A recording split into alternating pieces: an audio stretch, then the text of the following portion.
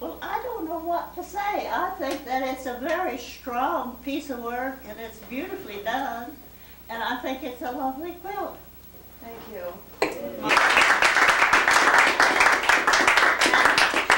She has the most interesting variations, hasn't she?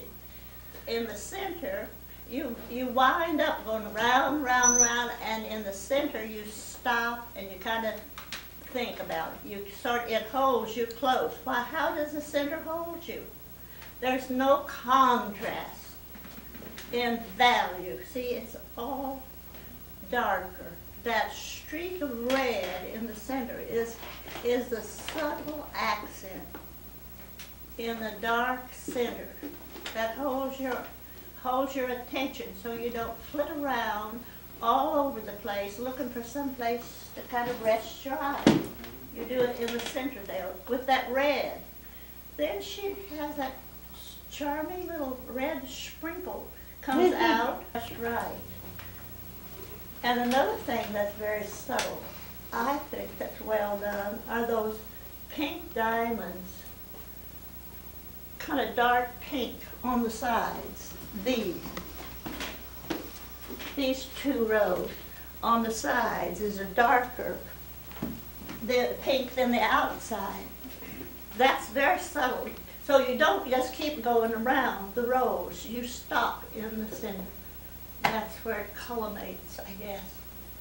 Well, thank you, Grace. I love the variation in the white rows around with those gray patterns and the white. Don't you like those?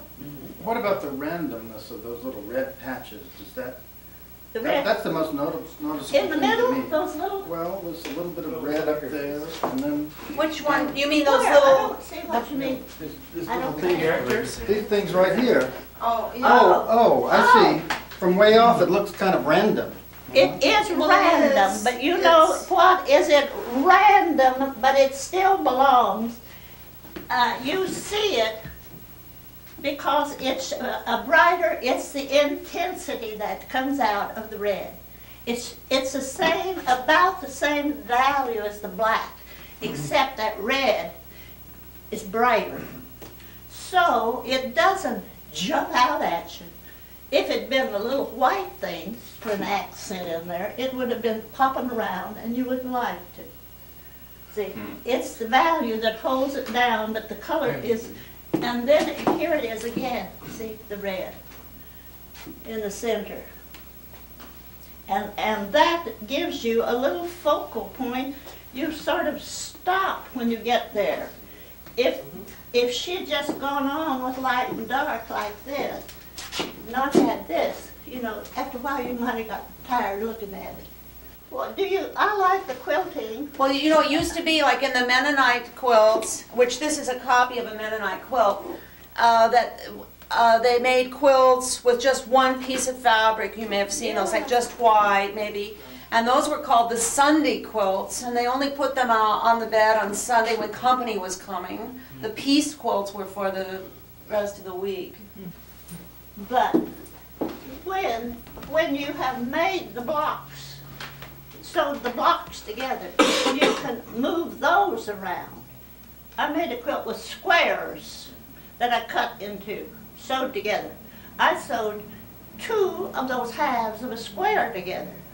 And when I got through with 1,000 of those, or whatever I wanted to make, I just plumped those squares up against my felt covered board. I had huge wall board covered with white felt that I set up. And you put the pattern up there and figure out what you want in 6 of the felt. You don't have to sew. That's what I insist on having. I think what the whole point is, when you use so much different materials, you have to figure out how to keep it fluid and flowing so you change your mind. Whatever, so. Margaret, you make a quilt next in which you don't use geometric shape. Yeah. You mean like No. what? I like the tradition, but could I still be traditional? No. No, it can be. I like traditional quilts that are not all geometric shapes. What are They those? don't have a repeat. Exactly. You've got something on that jacket of yours, for instance. You've made, that's big patchwork affair, you see. You could make a nice big quilt Oh, yeah. without a repeat. And you could actually have all squares, but you would put the same colors together and make different Use shapes. squares, strips, and if you gotta cut through it in any way, you cut through on a diagonal square. And then, but you don't have to cut through. How many times did you cut through and you made that jacket? What do you mean? No place that I see. Cut through? See? You have a did you? Yeah, look there. She sewed those triangles in. First I pieced those. Yeah, she paid triangles first, see? That's, you managed that without even thinking. Didn't you? I guess. You could make it, you'd have fun, I think. Yes, but to making me, a patch. but I love doing there's something about the traditional quilts. Okay. Well, you don't have to go too wild. See, one of the things that it can do, which, like the way I sewed it, really, there are lots of choices that I had to give up because I went for a different plan. That's one of the things I learned from Grace, is that you've got a lot of options. You could go for bringing out certain things. For instance, like the three-dimensional shape that you could really explore would be this as a cube, right? With a top, say this is the top and this is a cube. By the way you pieced it, you could bring that out a little bit more.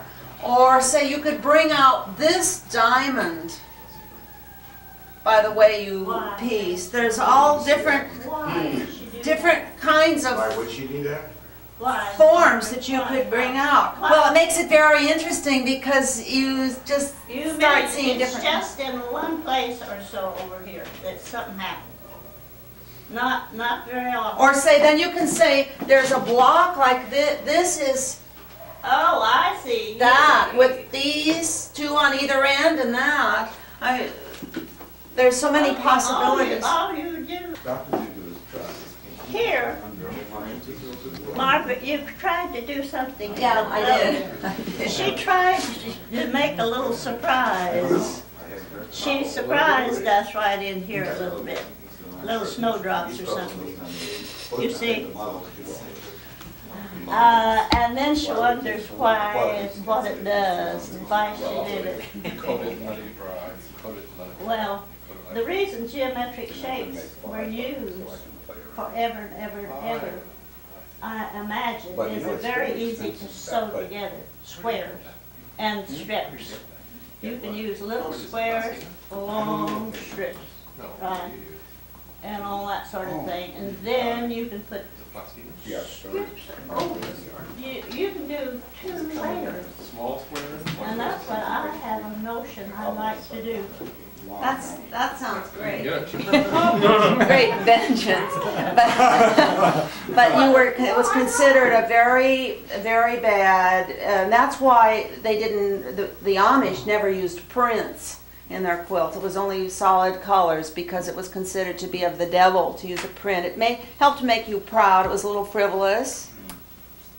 And made you proud of your work. And What about Margaret, that's why you put in those randomness, so that you could so that you could take away your pride in the geometry, regular geometry. oh yes, and actually there's a couple of things. This is wrong. Now I'm saying that the things I did wrong were deliberate so that God would not feel that I was setting myself up as a competitor.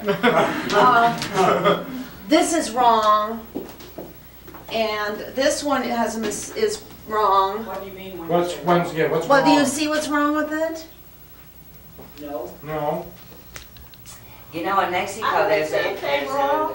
It's in the wrong position.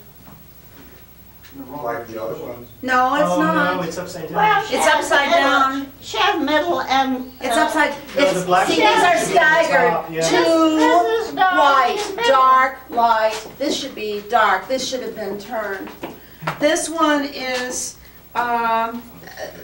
these are together, they should have been, that's wrong. And I just saw last night, I forgot to quilt this little spot right here. No, that is not wrong, Margaret. bring it up. It is a relief. To err is human.